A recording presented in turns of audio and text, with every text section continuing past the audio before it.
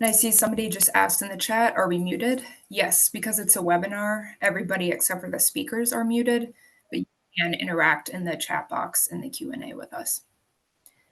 So I will just give a brief overview of Violence Free Minnesota. Like I said, my name is Maggie. I'm the Prevention Program Manager, and Violence Free Minnesota is the statewide domestic violence coalition. We were founded in 1978. We have over 90 member agencies across the state, most of whom are providing direct services to victim survivors in some capacity. And so our role at the coalition is to really support, educate, and connect our member programs and really promote social change to end domestic violence in Minnesota. We are extremely fortunate to have Jo here today. She's a fantastic author. I'm so excited that we have the opportunity to hear from her. And what I really appreciate about Jo is that in her book, Unheard Witness, which we will be discussing today, she really focuses on Kathy's story, the survivor story, which oftentimes we're not hearing survivors' voices or their perspectives. So I will go ahead and read Jo's bio, and then I will turn it over to her. Jo Scott Coe is a writer, speaker, educator, and researcher in Southern California. She is the author of 3 nonfiction books: Teacher at Point Blank, Mass, A Sniper, A Father, and a Priest, and most recently, Unheard Witness. Her writing has appeared in many venues for general, literary, and academic specialist audiences, in publications such as Time and Salon, Catapult, Fourth Genre, American Studies Journal, Tahoma Literary Review, and the Los Angeles Times. Jo is a tenured professor of English Composition and Media Studies at Riverside City College, where she was honored as 57th Annual Distinguished Faculty Lecturer for her archival research on the recovered letters of Kathy Leissner Whitman. She has broad experience sharing Kathy's story with diverse civic, community, activist, faith-based, and college university organizations. So thank you so much, Kathy, for being here with us today, and I will go ahead and turn it over to you. Thank you so much, Maggie, and thank you all, and good morning to you. I am hailing to you right now from Southern California, where we just had a little bit of rain. And I imagine that you are dealing with your own travails of spring there in Minnesota or wherever you're calling in from. And it's really an honor and a privilege to be with you. The work of Violence Free Minnesota has inspired me for some time. And it's just wonderful to know that this work is being done and that so many people are committed to it. Just as a fun thing, before I get started with the slides, Maggie and I talked a little bit about figuring out a way to do a book giveaway this morning. And so what would be nice, if you are comfortable and if you would oblige, if during the presentation you can put where you are coming from, city and state, or city and country, province, wherever that might be, so that maybe what we'll do is Maggie can let me know who is the furthest Zoomer, and then I can figure out a way to get you that. So I just wanted to make that available. And again, I'm so happy to be here. Let me get my slides going. Okay. So is that coming through, Maggie? Can we see it? All see it? Yes, I can see that. Okay, so let's make that a little more coherent. So as Maggie said, I'm going to be speaking about the story of Kathy Leissner Whitman, but more broadly, what I'm here to talk about is something that I think probably matters to all of us on this call, and that is the role of survivor voices in helping us understand their experiences of abuse and respecting those. Just as Sorry, Jo, I'm sorry to interrupt you. Somebody just said that they can't see the interpreter. So I just want to make sure we figure it out. No problem.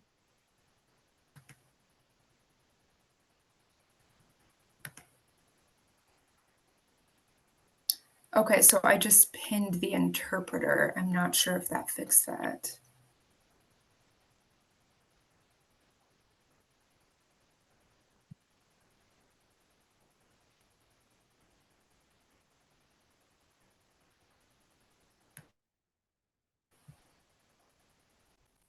Katie, can you let us know if you can see the interpreters now?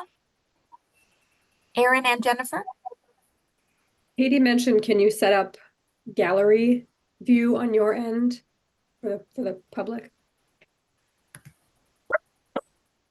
So I just switched it to gallery. Did that help?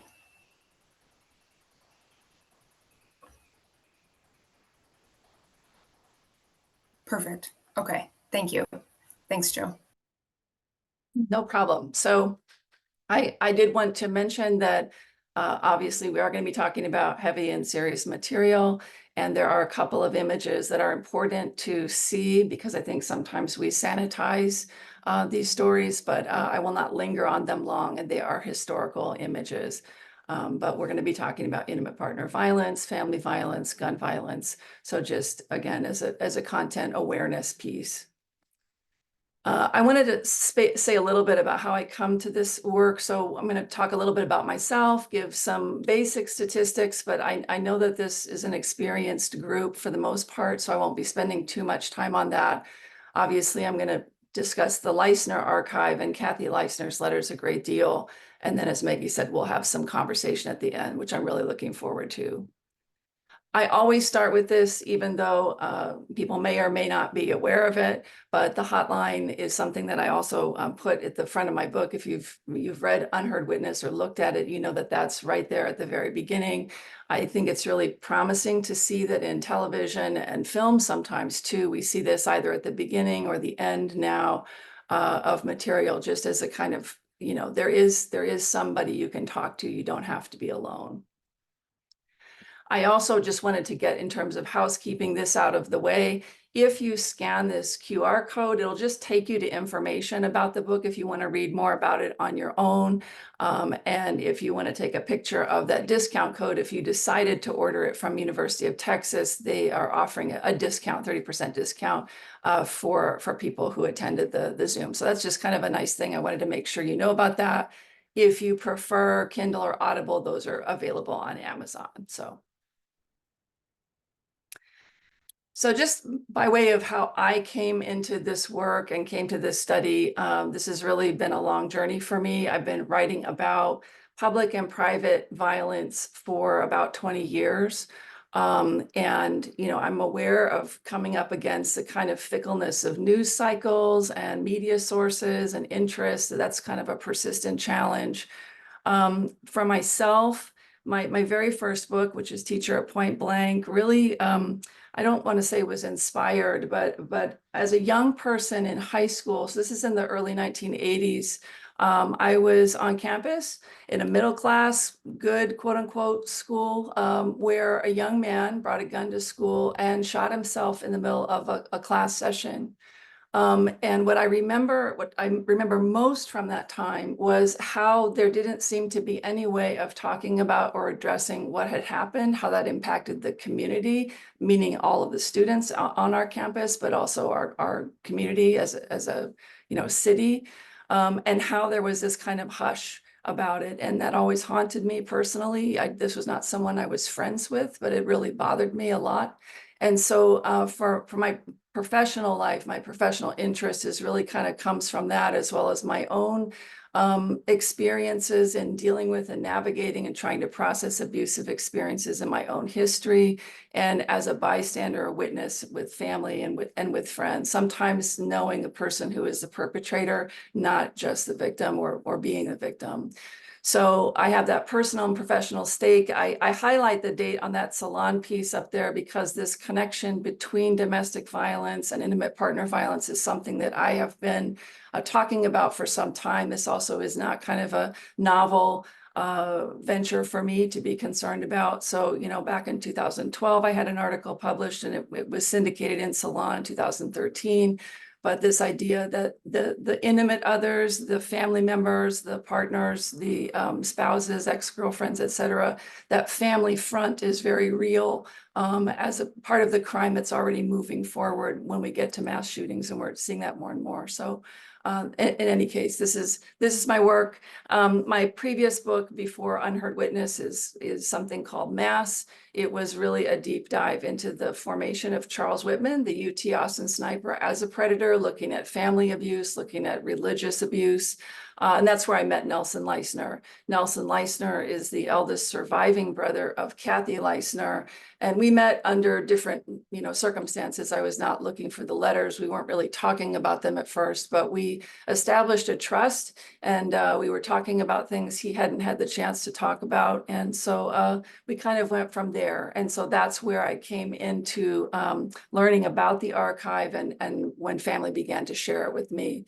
I wanted to share with you that Nelson has over and over repeated to me that when he decided the time was right to share or to work with anybody about the letters, what his focus was, if this could save one life, if this could make one person feel less alone, that would be what he wanted. So when the UT anniversary came around, and excuse me, the 50th anniversary of the shooting, the 1966 shooting at University of Texas came around in 2016. I was working with Nelson to try to bring his sister into three-dimensional focus, and we've gone from there. I want to emphasize that, having a survivor-centered approach is really important. And I've been reading a lot about survivor-centered and trauma-centered recovery and outreach, and this is complex, as we know. But the one thing that really seems to stand out in the work that is documenting what it is that survivors want, it's that ability to be heard, that ability to be listened to and considered seriously, even through the difficulties of expression that someone might encounter. And I love Judith Herman's new book. I think that she has some really important insights there to share. That there's a secondary kind of betrayal that can happen when either we aren't interested in, aren't curious about, or just don't hear the experience of the person who has gone through the abuse or the assault. And that's really important. So that turning of a blind eye is something that I know we're all working to stop. In terms of trends, we know that now that this is not just a hypothesis or a possibility, but that, in the vast majority of cases, mass shootings do have a connection to domestic violence, intimate partner violence. I think it's interesting that really the percentage goes up when we're talking not only about the event on the day of the shooting, but also thinking about prior to that history of intimate partner, domestic partner violence is really important. And obviously we know that the presence of a firearm in the home increases, to a substantial degree. The odds, I've seen even 500%. This particular study says 400% risk that the female partner could be murdered. As I said, I'm from California, and we have things like domestic violence. We have domestic violence restraining orders, but we also have ways to restrict firearm access. We're one of those states, which is a really progressive thing.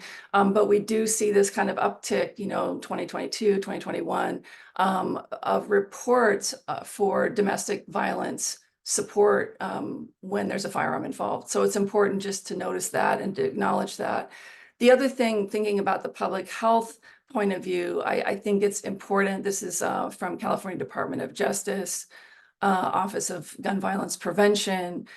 They're quoting the American Journal of Public Health statistic about the ways that people who are not directly involved in the intimate relationship or the family relationship are also at risk.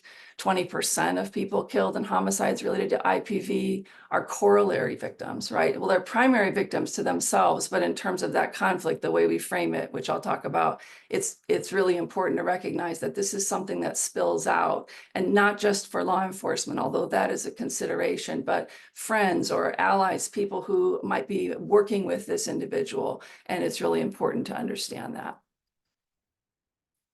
For my work as a language person, I've really, really come up against and noticed how, whether it's in secondary media coverage, magazines, newspapers, anniversaries, things like that, or SEO, search terms, keywords, those kind of things.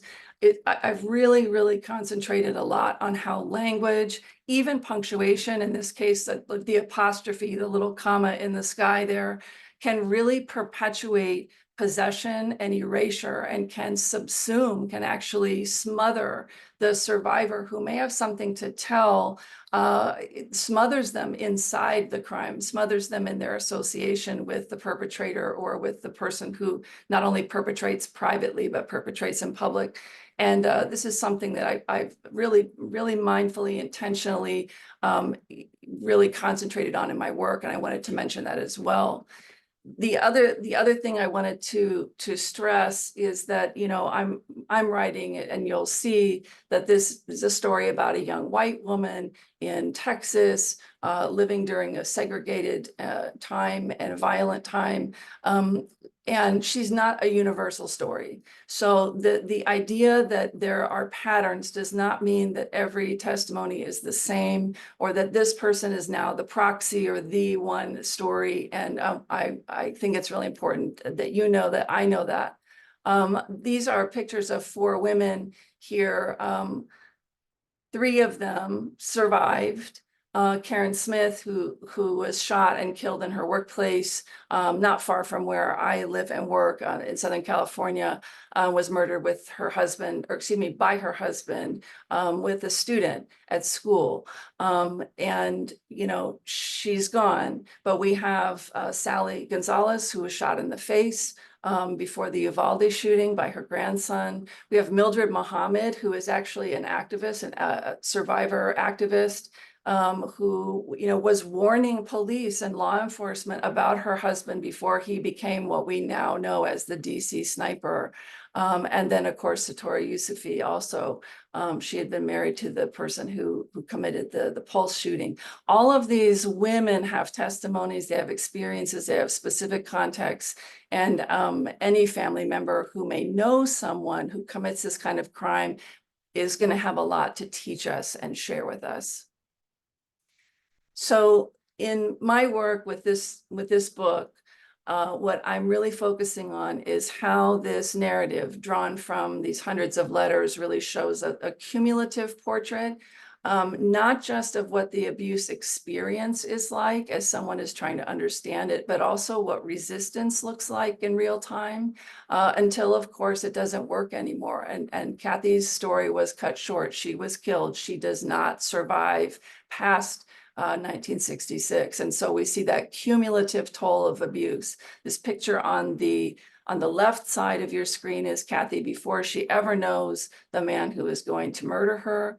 And on the right, what you see is a picture of Kathy where her affect is very, very different. This is actually at a court martial. Her husband has gotten into very serious trouble. That is her in-laws to her left. Her father-in-law is goosing her in this image, and her husband is standing there as if this is an Easter parade. And in fact, he's in trouble with the law.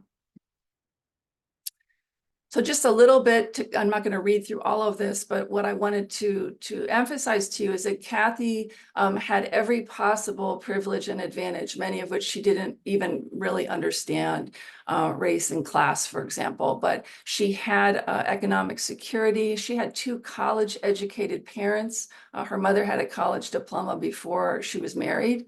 And in terms of her personality, she was a very eager to be friends, very unguarded person. She had a lot of creativity and documentary impulses. And, you know, she was killed at 23. So she didn't go on to discover the cure for cancer or to become a traveling fellow or anything like that. But all of that was taken from her. And she started off as everyone does. You know, with a sense of promise and a sense of the future. And she had different advantages that in some ways worked against her because she was not looking for danger, probably in the places where it was closest. So Kathy's story, again, we're talking about this window, I'll go through a little bit, between 1961-ish and 1966, really does break open a lot of myths about abuse. These are not going to be unfamiliar to all of you, but thinking about how stereotypes get in our way when we think about, well, who is the likely victim or the likely perpetrator? Of course, stereotypes and blocks on, you know, what does abuse actually look like? How does it play out? What are its patterns as it unfolds? How do different people respond to it over time? And I, again, as a language person, really for me, the focus was on that lived language expertise of a victim survivor. And in Kathy's case, really watching her grapple with that and thinking about, what is the kind of harm that we can't see that's happening off screen? And how might we miss crimes that are already in motion or things that are not technically criminal, that are harmful, that are in motion and moving towards something that would be more public, more obvious. So in this case, this is the kind of standard iconographic photograph of the shooting. The UT Austin shooting was the first televised mass shooting on a college campus in US history. This is the picture of the clock tower up close. You can see the puff of smoke. So this is very common image that you'll see, for example, around August 1st when that anniversary comes around. This is also something that is similar. This is taken from Life magazine after the shooting. This is also sometimes the type of graph that we will see after any kind of a shooting. People get very into diagramming, and what these represent are locations where people were wounded or were killed.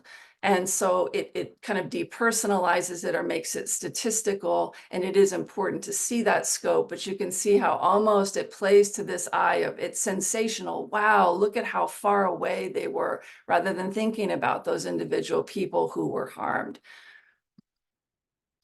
So inside that framework, then, these are two images that we often do not see. Kathy's body being taken from her home on the left, and Margaret Whitman's body, that's Charles Whitman's mother, on the right. And family violence had taken place before anyone was the wiser, before anyone had heard that first crack in the sky. And really thinking about how to remember that we're forgetting that this was probably in motion already, or that someone knew. And how was it affecting them? What did it feel like to live in that kind of fear? And what do we need to learn about ourselves in ignoring that? So thinking broadly about the UT Austin shooting, what the statistics of it are, we had 15 people killed and 31 wounded. 15 does not count the shooter. The 15 used to be 14. This is a little background, but it was 14 and 32. But one of the wounded died from his injuries. He stopped taking a treatment that was necessary, and so that person moved into the killed column. So this is a vast public atrocity that was committed. But again, as I just mentioned, before he committed those public crimes, Charles Whitman killed his mother and killed his wife. And before he killed his wife, he had abused her for 4 years, and she was 23 years old. So we're talking about what continues to be that lingering demographic, what some people will call college age, but 18 to 24 demographic remains at high risk. And Kathy's story is right in the center of that demographic. So it's interesting just thinking about this question as I get now into looking at Kathy's words and her language, but this question about what does a victim survivor sound like? And it's quite interesting what impacts our ability to even hear what someone might be saying, or our ability to sit with it. And again, think about it. Was the person shot at from a distance? How do we listen to them versus they were abused privately for 4 years and then killed? And now the survivors are people who knew that person, and who do they talk to? How do they get to express their memories, and what happens when they do that? So the Leissner Archive takes us into one person's experience of abuse. And what's the couple things that you need to know about the archive? It is, in addition to being 600 or so letters, give or take, it is multiple voices. It is Kathy to her husband to her. It starts slightly before they're married and then continues until just before her death. The letters also contain her letters to her family and her mother's letters to her. There are different kinds of patterns that can interfere with the way we listen. And I'm not going to read this slide, but this, again, going back to this question about who do we think deserves a hearing, we being the general public or specific population or region. You could shape this, the listener, as the way you might shape the victim or the survivor. But this idea of how do we assess worthiness is interesting. And I've highlighted there that distance from the perpetrator, whether we're looking at from a media studies point of view, criminology point of view, that tends to be the issue that can really complicate whether we listen to or even care about the victim or the survivor. So for example, someone may be seen as compromised if they are a family member, or compromised if they're the intimate partner. Again, that circle of blame comes back very, very quickly. So instead of it being like, what could we learn from what you knew living with this person? It's, oh, what did you miss? Oh, you must have been involved in some way. It must be. And so focusing on them as in relationship as being a liability is really important. So that's interesting. And then, of course, just in the way we have habits of telling stories, we have habits of investigating stories, we have habits of procedure. And I think it's important to recognize that these are not always intentionally trying to exclude or to denigrate testimony, but by habit. It's just like, this is what we do. And so if we can disrupt that, that can make different kinds of conversation possible. For the past 6 months or so at different book events, I've kind of been keeping track of different comments and things that I hear. You'll hear something that a survivor told me at the end of this presentation. But it's interesting how even compassionate and people who would be sensitive, I think, to this story sometimes make very broad statements or sweeping statements, and there's still that kind of sense of lingering blame. I also think it's interesting, sometimes people will say, well, you know, it was just different, like we just sweep it all that it was a different time. And I think about how many aspects of Kathy's story actually feel very contemporary and very kind of almost raw in their application to right now. This is a researcher I highly recommend. She may be familiar to some of you. She has contrived something called the 8-stage homicide timeline. And she is a UK researcher. She is a criminologist, but I think she's really spot on when she talks about the way that we process what it is that we look at in the behavior of survivors or we hear in their language, and this possibility for misinterpretation on the one hand, but also losing the understanding we can gain. And the impact that understanding can have if we recognize how we might be emboldening the abuser or the controlling person's hand by not really listening to and learning from what survivors are teaching us by their behavior, by their coping mechanisms, their survival mechanisms, and their language. So for me, this is just the amazing gift of this sobering history, is this idea that you have words here from the past in real time as they were being written, thinking about a future like tomorrow is Tuesday and then it's Wednesday, as opposed to what we often get. We often will get, and we need to see, case studies which will offer samples of individual language kind of cut together for a portrait that gives us a sense of scope. That's really important. Or we will hear testimony from people who survive. They're on the other side of this experience. They've managed to get away. They have had a lot of time to process and think about how they want to talk about it. That's very different from kind of living forward in the moment with someone as they're trying to figure this out and get out of this in a way that makes sense to them. And then they run out of time and their opportunities taken. So the window that we're looking at culturally, I'm going to go back and forth between this a little bit as I move forward here into reading, is between 1961 and 1966. So a lot happens. I mean, President Kennedy is elected and assassinated. Malcolm X is assassinated. We have the bombing in Birmingham. We have the Cuban Missile Crisis.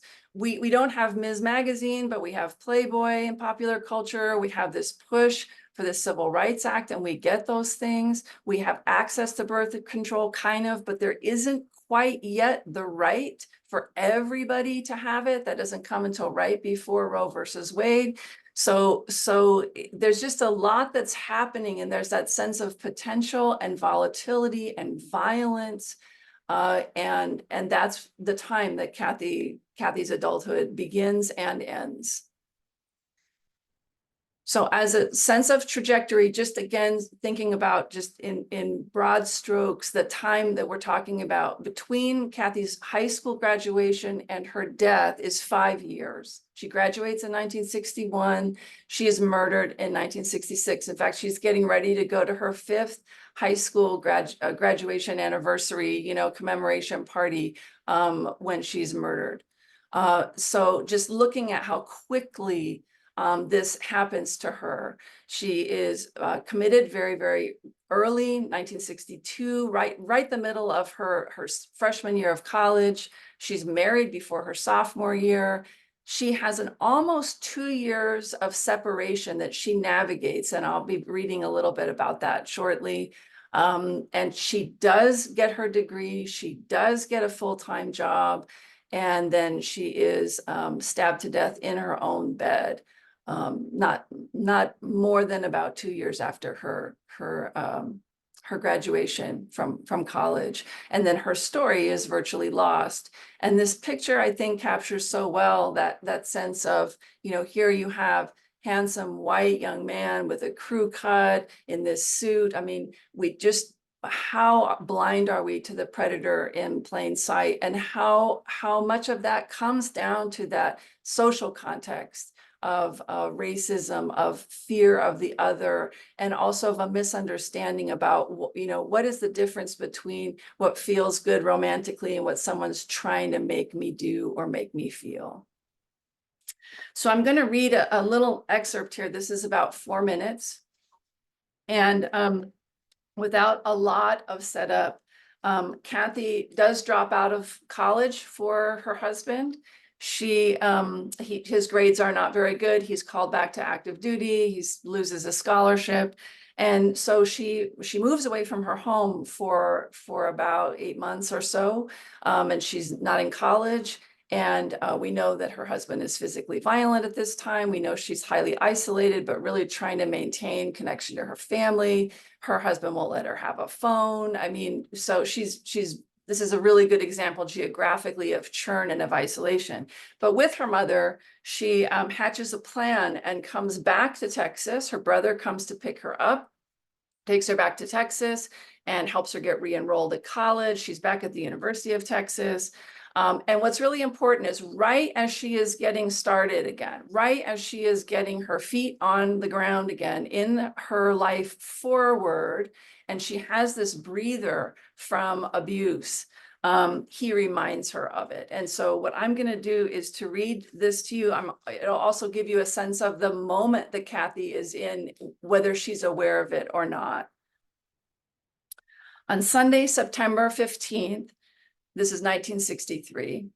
Kathy unlocked the door of apartment number 106 at 803 West 28th Street before an evening of spotty thunderstorms and heavy rain in Austin. Her mother, Frances, and her brother, Nelson, accompanied her, and they had hit heavy traffic along the street, a mixture of moving in traffic and church traffic, Kathy wrote to her husband. To celebrate her brother's birthday, the 3 family members ate dinner at Hill's Steakhouse. She was excited to be assigned a room of her own in a shared apartment. The little bit I've been around the girls today, I think I would find it hard to live with one, she wrote, admitting self-consciousness about the change in her status from single co-ed to married woman. I seem sort of out of it when they start giggling and laughing just like I used to. Kathy also shared photos of her husband with the roommates. They were all very impressed, she wrote. She made an appointment at Mr. Pat's to have her hair done just as she had as a freshman in fall 1961. She was starting over, almost. That same day in Birmingham, Alabama, a Ku Klux Klan bomb exploded at the 16th Street Baptist Church, killing 4 African-American girls in a Sunday school classroom. It was a sadistic strike following civil rights victories for integration the previous spring, a graphic reminder that some men would always claim the prerogative to dominate and terrorize. 2 days later, Austin activists organized quiet solidarity protests at local churches, schools, and on the UT Main Mall. Charlie's long letters, dated on the cusp of this moment, reminded Kathy of his own violence. On tiny address book papers, he wrote, "Baby, I am so sorry that I ever hit you, particularly the time in the car in Jacksonville when I hurt your mouth. Instead of punching on my honey and picking on her in the kitchen, he said he would overwhelm you with kisses and hugs the next time I see you," adding oddly, "You're going to be a loser." He also wanted to bathe her and recommended she consider electrolysis for hair removal. "If you'll have it done, I have the cash." He annotated an article Kathy had sent him about the fidelity of American wives and closed by asking her to recall the intimate Polaroids he had taken in Jacksonville. A vague threat in his rationale belied the assurance that he had burned them all. "I wouldn't want anyone to see them, and through some accident they might." His wishes were few, he said, just some hunting rifles, specifically a Weatherby Magnum. Not yet at home at school, Kathy returned to her family for one last long weekend before classes. After the challenges of winter, spring, and summer where she had dropped out, she was resolved to put her best foot forward in a fresh chapter at UT. Her husband would soon joke about her magical impact on a new policy restricting gambling in his company and tell her that he passed his E5 test for sergeant status, anticipating promotion in December. Kathy looked ahead to his first leave, dreaming of dancing and dining with him at Club Caravan, supposed to be the best spot this year. But when she returned to Austin the night before fall semester commenced, she found Charlie's letters waiting for her, the ones containing apologies for physically hurting her. She identified the document precisely without mentioning any details. "Your little letter on the address paper was wonderful," she wrote with relief, adding hopefully, "I'm looking forward to all the things you have in store for me." Kathy did not want to name the ugliness. She wanted a new beginning. But despite all his promises to be a good boy, her husband was headed for trouble. The coming months would prove traumatic for Kathy personally, just as violence in the country came to another terrible head.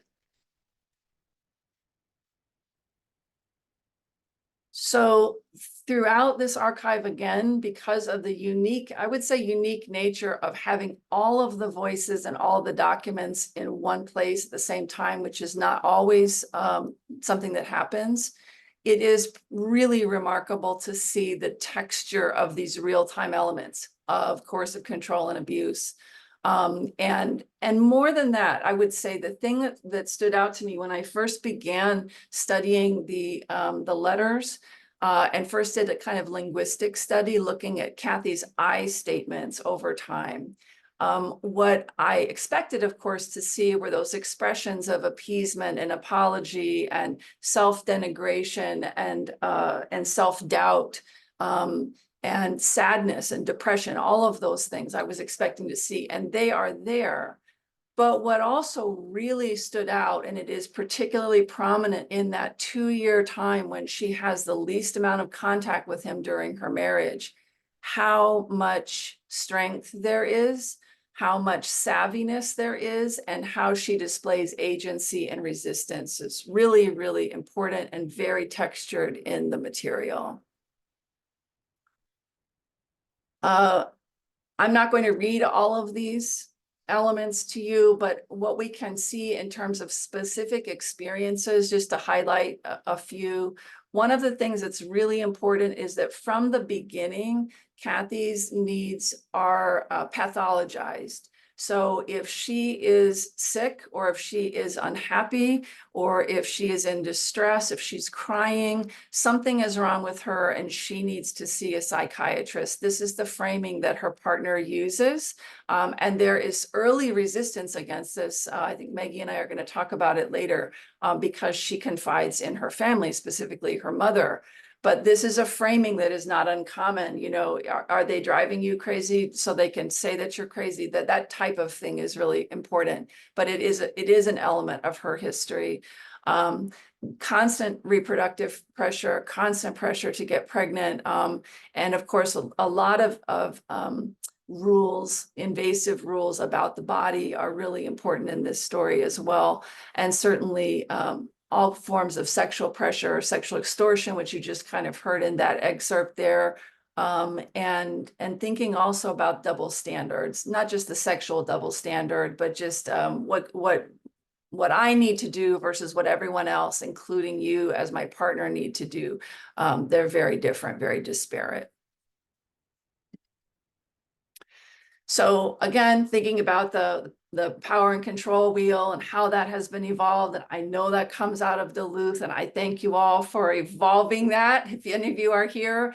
But thinking about the individual person's experience inside that dynamic, and then also the social and cultural factors around it that are going to vary. This is, you know, this is Kathy's environment at the time. And I have to say, you know, I just had a conversation with some college students and college professionals, and talking about some of these things. It was a little bit chilling how, again, if we're going to say, well, it was a different time, how many of these things still are true? You know, we don't have pop psych exactly the same, but we have a lot of podcasts, and we have a lot of TikTok advice and things like that that can perpetuate not always the best information. Sometimes it's the only source somebody has, but sometimes it's not helpful.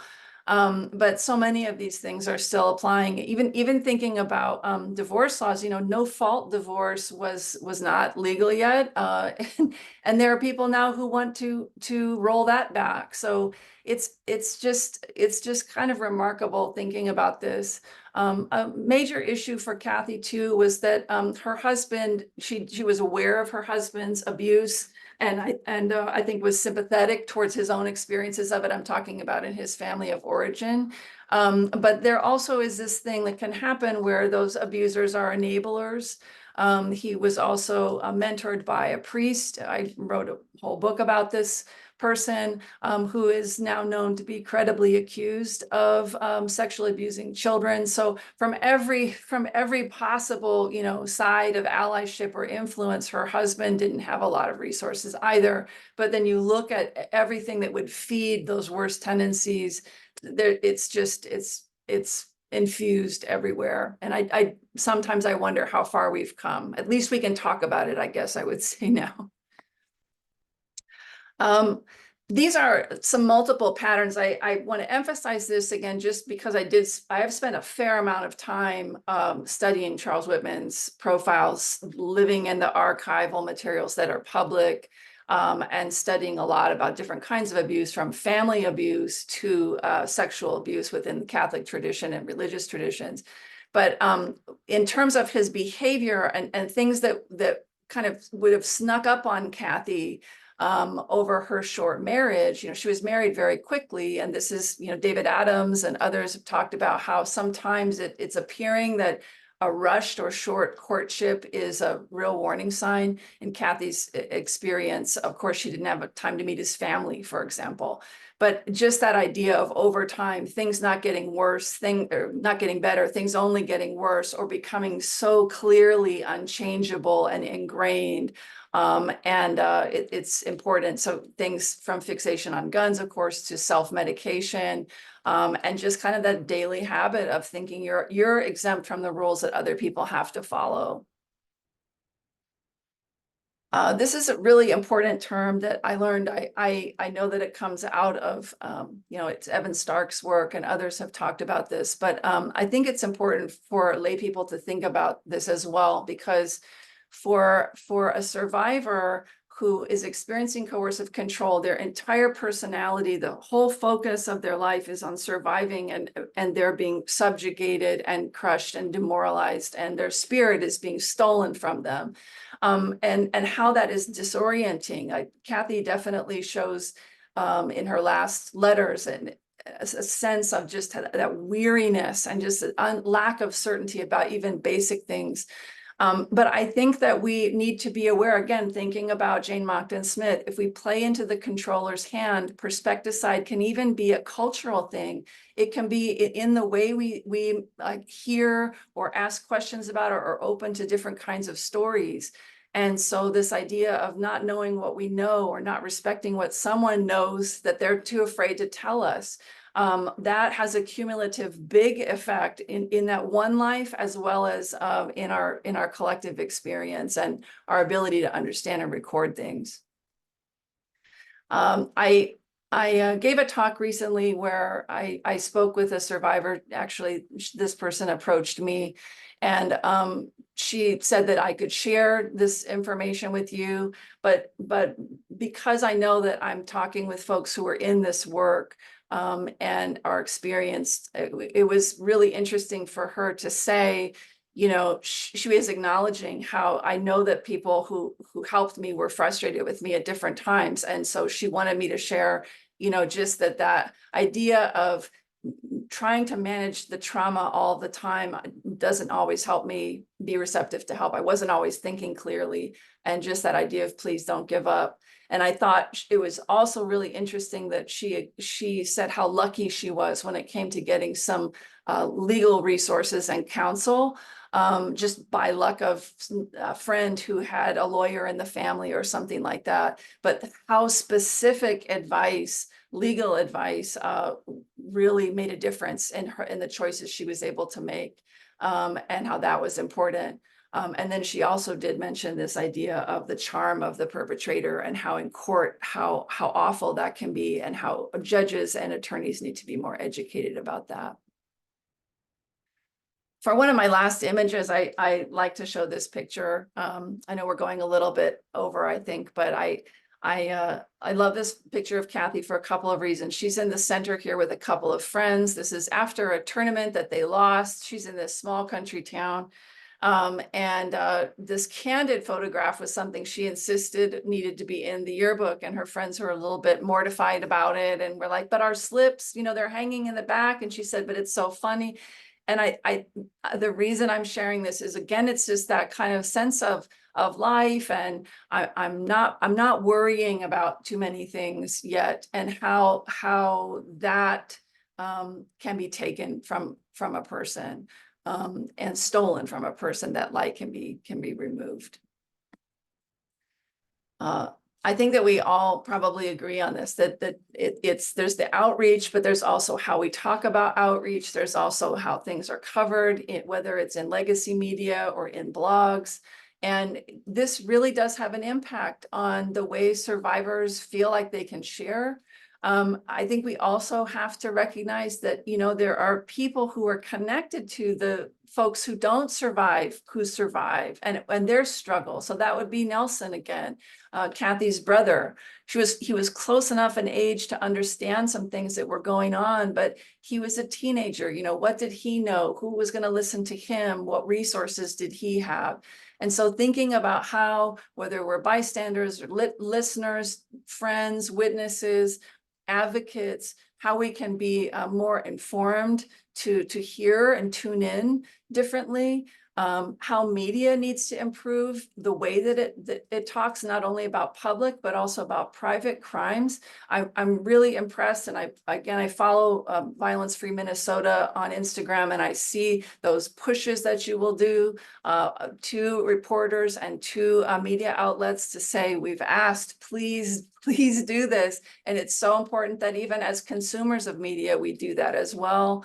and just really thinking about how that can make new solutions, new kinds of questions and angles possible, and how that's really a work of hope, even though this material is very heavy to carry. On that spirit of hope, I wanted to share this picture. This is a picture of me and Nelson Leissner a few years ago. What happened there? He is still living. I just spoke with him yesterday. He's doing okay.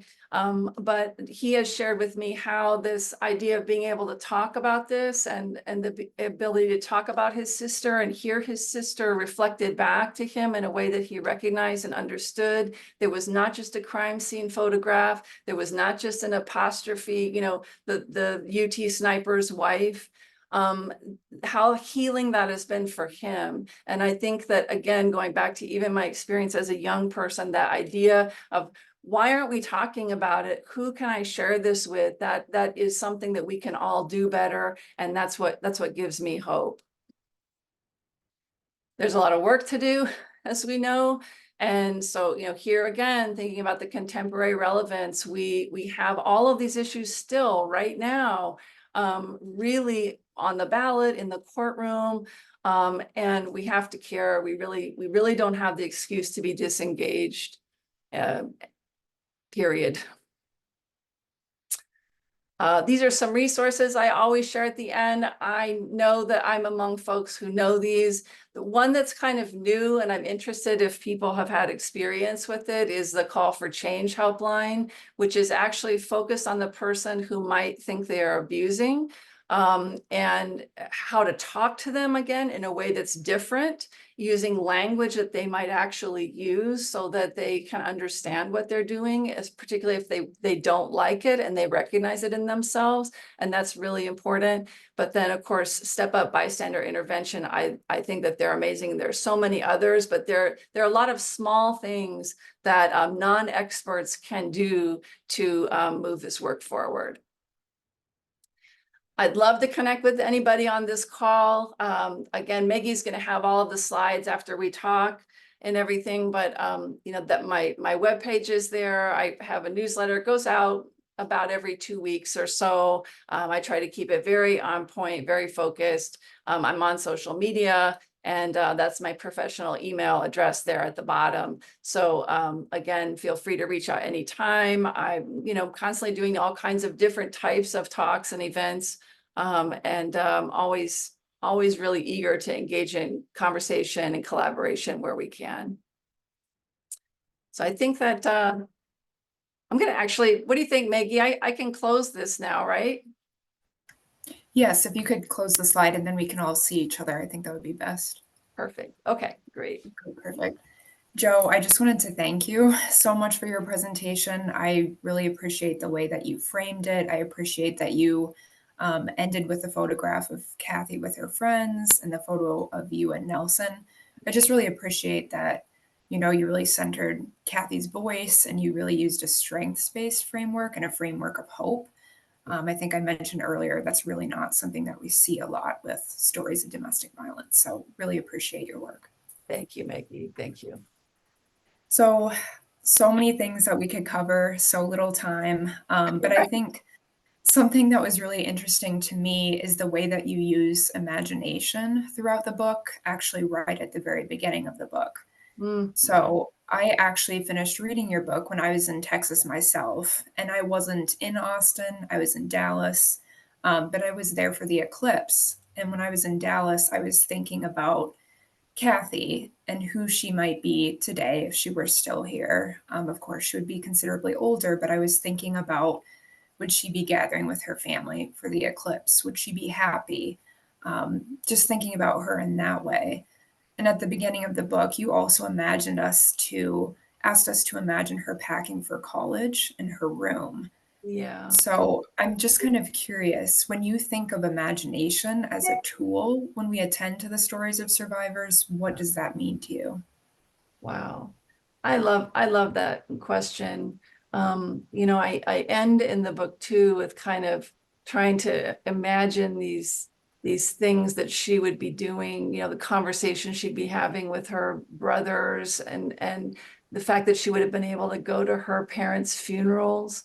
I think that imagination, you know, my training is in language and literature, and it's interesting thinking about how when we read something, we are connecting, you know, across time and space, whether it's a letter. I mean, these are intimate letters, to open them and, you know, be the reader for something like that. It's like, it's impossible and it's happening at the same time. So that idea of imagining, not wildly, you know, this isn't surrealism exactly, but it's kind of saying, you know, I can picture this, and based on the things that we do know and the words that we can hear, trying to picture things that are would have been possible, or things that were happening and how they might have felt, and to acknowledge it in those words. So we're not appropriating, but to kind of say, you know, let's think about what this really would have looked like, you know, and to be on your way. I mean, it's almost it's almost like the Wizard of Oz or something. You know, there's these tornadoes and this flood and this massive exodus, and, you know, and all of the signals of danger are there, and she's getting ready to go towards her future. And then she moves towards her death, really, you know. And I do think she would have been with her brothers. They all gathered together for the eclipse and went to some area where that was central. And I think she would have been there. And I don't know if she would have been happy, you know. I mean, the thing is that we often hear the testimony of people who have gotten to the other side and who have come to terms with it in some way. We don't always get to hear from people who don't. I mean, that are permanently wounded or couldn't afford therapy, or, I mean, there's so many things. So I think when I look at the people around her and her ability to connect with others, and her sense of that reaching out, I don't think she would have been isolated.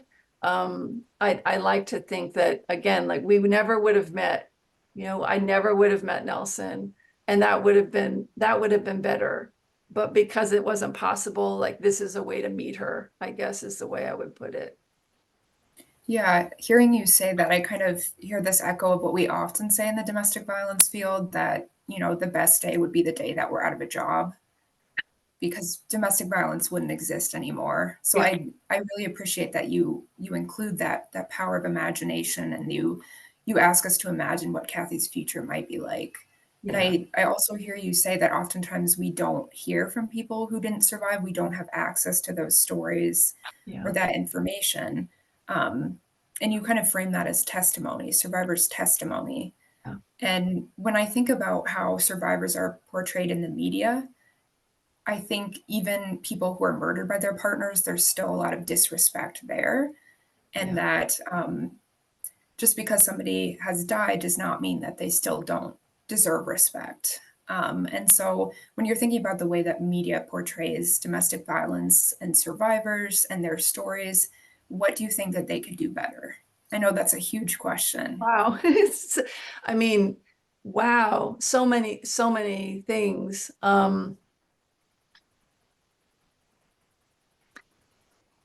I mean, my head is spinning, because I think it's just like there's a bunch of things to say there. But I would say, number one, I mean, thinking about the way social media has impacted media coverage, I'm wondering a little bit about how much one has affected the other. I'm thinking about the Amber Heard situation, for example, with Johnny Depp, and how there was this kind of massive swarm of PR bots that basically made her into a meme and made her testimony ridiculous. And this is someone who is alive, you know, who was not killed, right? So I just think that there is well, it happens, kind of a way that it is approached, or that it becomes secondary to something else. And then again, I don't think if I had a family member who was murdered in that kind of a way, I would be so cautious and so nervous about how the words that I would use, or how someone might take that take that story or look for a way to blame. I think there's that angle of, we use the word estrangement a lot, estranged, when we don't say abuse. I think media equivocates about abuse, I think is a word I would use. And that really repeats again the approach of the controller, the abusive person, euphemizing it, softening it. And part of that is legal. Let's be honest. Like if something hasn't been adjudicated yet, there are concerns about that. But seems like there are ways that can be done with more sophistication. But again, if people are going for clickbait and they're competing with things that are very sensationalized, it just is gross. Yeah, so that's not a great answer. And there are, I will say too, there are amazing crime writers and reporters out there who do not just do those things, but I know that's not what you were asking about. No, I appreciate you saying that too, because I think it's really important to recognize that we do have a lot of allies in terms of reporters and journalists. I mean, I think we're really lucky that we do have several reporters in Minnesota who do a fantastic job of reporting on domestic violence, who attend our homicide memorials, who share the victims' stories, who are memorializing them and not reducing them to a statistic. Yeah, right. So I think kind of in the middle of your presentation, you also mentioned something about reproductive coercion and kind of how, I think you called it kind of like this relentless pressure. And it struck me at several points throughout the book, the language that Charles was using in relation to Kathy potentially getting pregnant. Yeah. So at one point in the book, Charles actually pulls Kathy's mother aside and he asks her mother to talk to Kathy about getting pregnant. So he was almost using her mom kind of as a pawn. Yeah. And at other points, he uses this language of, you have to carry our children. You have to carry 4 little Whitmans. Yes. So this language of you have to do this, that control. So when you think of those passages that are really not really implying reproductive coercion, they are reproductive coercion. Yeah. How do you think about those passages now in the context of the really restrictive abortion ban that was passed in Texas? Yeah. Well, I will tell you, there's a place in the book too, where in the letters where Charles Whitman is very proud of the fact that he has talked a friend out of an abortion. This is, remember, before abortion is even legal. And I think I have no doubt that Charles Whitman would have described himself in pro-life terms, right? Even though he's anti-life in the most egregious way. The first person he attacks from the tower with a scope so he can see exactly who it is a pregnant woman, heavily pregnant woman, Claire Wilson, and he aimed for her belly. So there is this really amazing is the wrong word, but it's this very profound way that we are still seeing it to be true, that there are, and I come from this tradition, there are people who are pro-life in what I would consider to be the most full sense of that, which means they're not just pro-birth, they are looking for the taking care of humanity in whatever way possible. So people who are doing poverty work or who are committed to supporting their family, even if they get pregnant, it's not they're being cast out, and thinking about end of life issues. And there's a very holistic kind of care framework that I can follow that. But really what we're talking about, and in his case certainly, is about domination and control, and down to this very ignorant, in a way, he's also sexually ignorant. And I see that reverberates now as well, in a way that is disturbing. So we have the rollback of contraceptive access. We have this case that's pending in a court in Texas that is going after Planned Parenthood, that could close Planned Parenthoods across the state. Texas is basically a country if you think about how big it is. Never mind that abortion is illegal there. So all of these things, the rollback of, well, maybe we shouldn't have no fault divorce anymore, and thinking about that impact on domestic abuse survivors. thinking about rape myths that still prevail and sexual assault myths and the heterosexism and cisgender, fixation of that too, and the way that, people who are bound to be victims are often in these populations that, well, we denigrate or see as disposable anyway, and there's a sexual component to that denigration. So I think, again, it's this frame of this is all for your own good. This is all according to my plan that fundamentally degrading, has that degrading element. It's not about being pro-life. It's not about, there are places where he says, I can't wait until she's full of life with our baby. It's supremely creepy when you realize, again, even in his last letter, he says something like, she always wanted to be a mother. That was her biggest goal in life.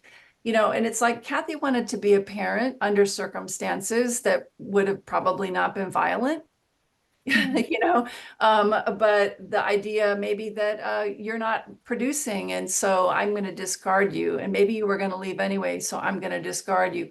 All of that is of a piece that I think we can see now in a lot of the discourse around reproductive freedom, reproductive rights, and I include in that any kind of rights to autonomy for LGBTQ folks as well. So that just that whole framework, if it's about control, then let's be honest, it's going to be violent. Right.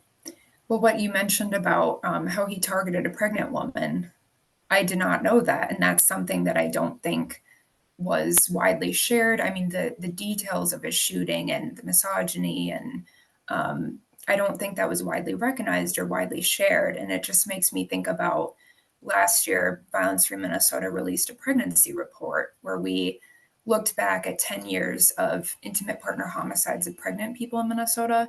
Yeah. And there was at least one case where the perpetrator targeted his violence against his partner's stomach while she was pregnant. And then that makes me think about, these quotes that you shared from attendees of your prior presentations about, well, this was a different time. Yeah. And you I think that requires a deeper analysis and thinking about, it was technically a different time, but which of those social norms are still kind of present, very much present today, and how has that really shaped our current policy landscape? Yeah, huge. And there's a kind of a denial in there as well. I don't know that it's just not seeing it, but that there's a little bit of denial. Like I can't even go there with how alike some of this is, then we do have to push through that. Because if we don't, well, we haven't been maybe. Mm-hmm. Right. So I'm just looking at the time here. I think maybe I'll ask you one more question and then we could open it up for Q&A if that works. That's great. So going to the end of the book, so I noticed that the epilogue you really largely reserved for discussing the shooting, and the vast majority of the book, which I really appreciated, was focused on Kathy's story. But in the epilogue, you actually share a portion of the last letter that Charles Whitman wrote to Kathy's parents. Yeah. And in the letter he writes, I tried to be as sweet as possible to her on this, her last day. Tonight after she talked with you, we shared a last interlude together. She has always been a fine lover. So in this letter, he was telling Kathy's parents that before he killed her, they'd had a sexual encounter. And that just really struck me emotionally. And I was curious if you had any insight into his decision to do that. To me, it kind of came off as, he knew he was going to kill Kathy. And, was he kind of trying to control her parents' last image of her? That's how it came off to me. But I was curious if you had insight into that. Yeah. This letter is so disturbing on so many levels. It was kept out of the original archive. The parents held on to it. I talk a little bit about that in there as well. And it's an exhibit. I've written about this before. It really exhibits two things, and this comes from a French literary theorist, but it does apply, that it is courtly and sadistic at the same time. Courtliness and sadistic. Charles Whitman was a master of this kind of courtly behavior where he used very idealized language to euphemize things that were awful. And he understood this kind of way to perform, being the choir boy, the altar boy, the charming young white Southern, little bit of a bad boy. And inside that letter, as you say, there is this euphemism for sexual contact. And for me, that was very chilling because of what the rest of his archive indicates. And I think that part of it is I think he thought that was a compliment. This is again very common with him. He has murdered their daughter, and he thinks this is the height of a compliment. And also knows how shaming this is going to be. That again, thinking about that time and place and the way that would be like, those are private things that even if he was also a great violator of marital privacy, that's something that other people talk about. So there is kind of that extra violation that is happening even in the way he's talking about this. And so I think probably that is what I would say about that. And then the family being very, just what do you do with that? Because after that, he says, then I tried to kill her as painlessly as possible, but I have my doubts about how painless it was. She was a strong girl. And I mean, I've memorized that because again, it's this thing of, well, and as if we were just not talking about or not engaged with and so warped about the moral question and the interpersonal violations that are just piling up in that document are just really, really hard. So, yeah. Yeah, I think for me, it was kind of the sense of like he's trying to get the last word. And Yeah. so, I appreciate that with Nelson granting you access to this archive and you writing this book about it, it was kind of like, well, here's Kathy's last word. Yeah. So it looks like we have. I just want to say one more thing about that, which is that the shame needs to go in the proper place if there is shame. I know, in therapy, sometimes we say that you shouldn't have shame, but there's appropriate shame about things that you do wrong to other people or hurt other people. And what so often happens to survivors and their families is that they take on the shame, like that, and for that to be able to let go of that is really transformative. And it has been for me to witness and to assist with that, but also to hear that from him has been amazing. So Thank you. Thanks for that. So it looks like we have about 15 minutes left. So I wanted to open it up to questions from the audience. Again, as a reminder, this is a Zoom webinar, so I don't believe you will be able to unmute yourselves, but you can go ahead and share questions in the chat.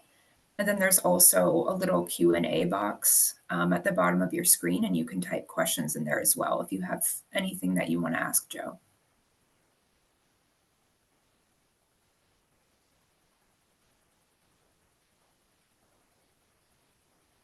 And I think also just if people are thinking, because I know that this is a lot and it's early in the day, but if you haven't yet, if you want to put where you're from in the chat, that would be great. Don't forget to do that, and then we'll figure out a way that I can arrange a book giveaway for the person who's from the farthest. I guess based on where you're located, you think, Maggie? Would that make the most sense? Yeah, I think the vast majority of people who registered are from Minnesota. Okay.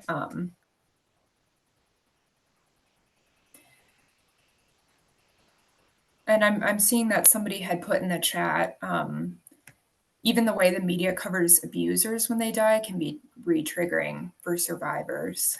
So this person is sharing that they were married to somebody who was well known in the Hmong community, and they had divorced him because of domestic violence. And when he was murdered this past December, the media reported heavily on him, and without their permission, some of them included the survivor in their reporting. And that was really difficult for them.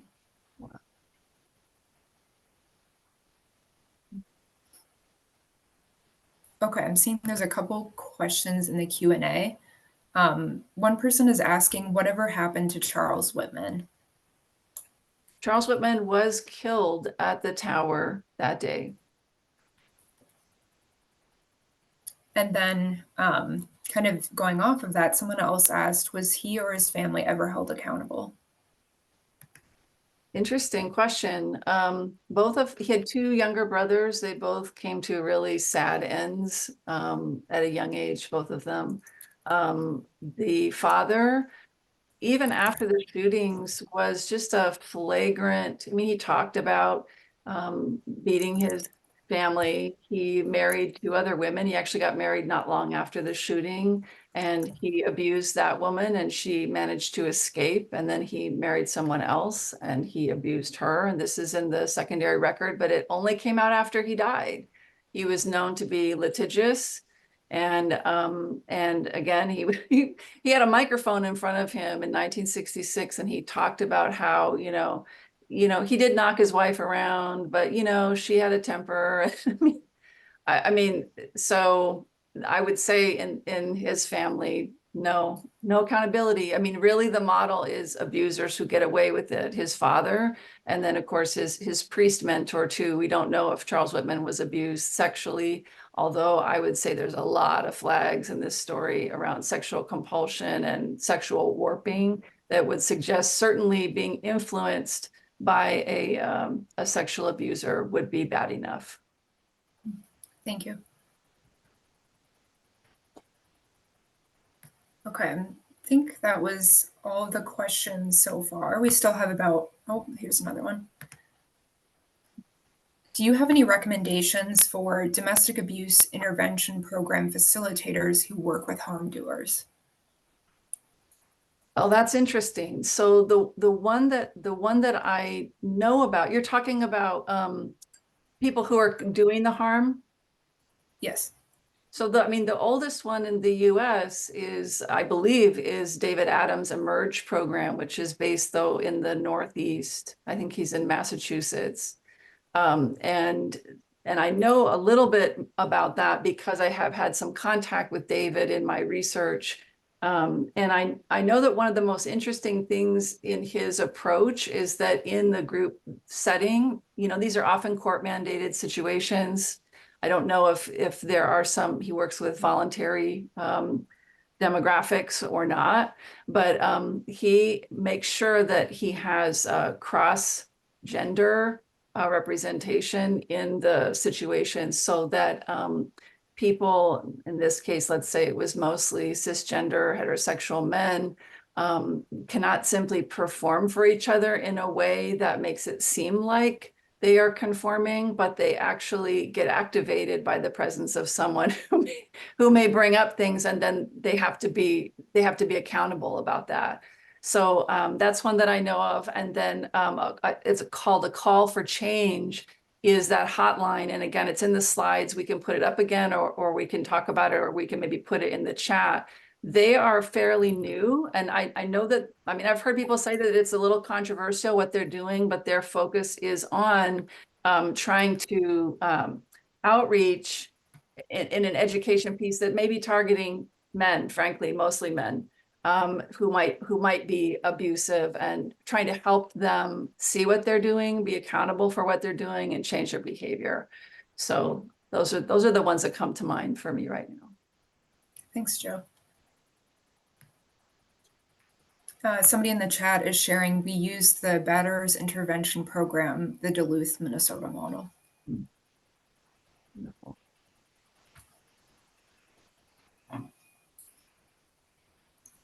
Okay, still just a couple more minutes if folks want to ask any more questions. I'm fine waiting, no problem. Someone just put in the chat, thank you for this. How can we better inform judges and attorneys on domestic abuse to better support survivors who are divorcing abusers? This is a question that I don't know what to say. I don't know where, if we're talking about the education programs, like pre-law programs, is it on that side? Is it in, professional training, workshops, outreach? I don't know how we reach those folks. I truly don't know what to say about that. but it is common, as we know, that a judge won't see something, or a judge can be profoundly invalidating to a survivor who may be terrified to come forward anyway, and so any kind of, I would just say any kind of outreach that would be out of my, I don't know what to say as far as a practical answer there, but it's not just law enforcement, it is legal professionals and those judges who really have an impact. So, Well, I think in what you did in the book and in your slides by framing Kathy and survivors as the experts, I think that's really important, is centering survivors' expertise. And then I also thought you did an amazing job really centering, of course, you discuss the physical violence, but you really go deeply into the controlling aspects and all of those elements. And I think that's something that some legal professionals don't necessarily have that training on the control and are focusing more on the physical violence. right. Right. And this is where it's interesting in the UK versus the United States. The conversation is unfolding a little bit differently in terms of policy and in terms of education for law enforcement and legal professionals around coercive control. So it'll be, that is an area where we can grow.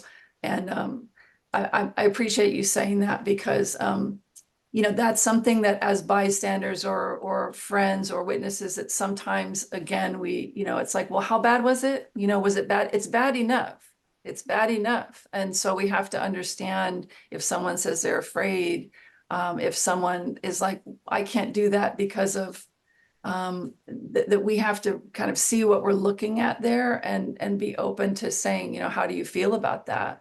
And that can be significant. I think we do sometimes, again, we sensationalize abuse in our frameworks as potential allies. That can really be damaging too, right? It's like, well, what did he do? Like we need, like as if we need to see, Nicole Brown Simpson's photographs, for example, which if we saw them at the time, I don't know, would we have, it's never bad enough and it's always bad enough. I mean, this is the dilemma, right, that we have when we're trying to share our story. And so, yeah. And I think we see that a lot with our homicide report because we focus on these different potential risk factors for domestic violence homicide in the report that our coalition releases. And one of those risk factors is threats to kill. And oftentimes we see these cases of the victim has told multiple different people, maybe family, friends, law enforcement, the courts, I believe that they're going to kill me, or they have directly told me that they're going to kill me, or there's these implied threats. And I feel like that's often not recognized enough that the survivor is the expert. That's their expertise. And when they say that they believe their partner is going to kill them, unfortunately, oftentimes that happens. Yes. And So I think, oh, go ahead. Go ahead. I was just going to say that the other thing that is a challenge is that the survivor is the expert. And if they are holding back on their expertise or they don't recognize it as expertise, they may at the same time be appearing to vouch for the person who is hurting them socially. And that this is an extra barrier. So in Kathy's case, that 2-year separation, which is this window, I mean, there's traumatic contact intermittently, but there's this window where she's coming back to herself and reconnecting with her values, her priorities, her family, other people, just a sense of future is possible. And during that time, people don't see Charles Whitman, her husband. She has all of these letters. She is having all of this interaction with him. But what they see is Kathy. They see this promising young woman who works really hard and, well, things are difficult, but of course they would be. And so the idea of having to pull that mask off or to pierce that veil even a little bit and say, he scares me. We have to be open to the fact that we are ignorant until we are informed, right? So that if someone says that and you're like, but he looked so nice when he mows the lawn, that's meaningless. We're not sharing that household with this person. So being aware and making room for those little tests of telling that we may hear, it's really important. So Thank you. That's a great point. So we only have a couple minutes left. So I think we'll close with one final question. So can you say more about what you've learned as a scholar and an author about how people in positions of cultural and professional status can build power and control and wield it against people below them in hierarchies by weaponizing and policing how language is used? that's a massive, important question. The question was, what have I learned about how it happens? Yes. Well, I mean, part of it is, again, that outside the wheel are those structural things that are kind of just humming along unquestioned. I think that that's part of it, you know, that comes out of structures that we have in this country that are based on, you know, chattel slavery, that are based on subjugation of women, owning land, you know, all of those things. This is mine to take. And I think, I guess what my response would be is that what we have to recognize is that those structures can be disrupted by smaller things maybe than we realize. Even, for example, at my college, working in leadership, approaching leadership in teams or in groups, or finding ways to build coalitions and build teams that disrupt or kind of, you know, pop elbows with certain kinds of ways of steamrolling through. Because when we steamroll, we're ignoring, we steamroll, we are not hearing the texture of something, or we don't think we need to know it. And it can be unwieldy to do, but just that sense of making more room for things that aren't very smooth, that are bumpy, can help us hear better, can add a texture to the way we can hear and listen. And so that we're not taken in when someone is steamrolling through the story, but we also recognize I have something to contribute here, and it's not going to fit in this steamroll version, but I'm going to say it anyway. Thanks, Joe. And then one more person said, in response to the question about domestic abuse transformation programming, Jill McKenzie said they've started a men's nonviolence group with their local probation department. So I think the person who asked that question should be able to see that answer. Wonderful. So we are at 11:30, right on the dot. So I just wanted to thank everybody so much for coming. Really appreciate your time today, and a huge thank you to you, Joe. Really appreciate your expertise, your framing, taking the time to share with us today. Just fantastic presentation. Thank you all so much. This is a privilege for me, and I'm honored to be here. And again, like I say, you all inspire me. And this is sober, but it is a work of hope, and it's very healing for me personally as well. So thank you for having me here. Thank you, Joe. And I will send out the slides afterwards and a recording, and then I will save the chat for whoever got that free book. So thank you so much, everybody. Yeah, thank care. you. Have a great day. Bye, everyone.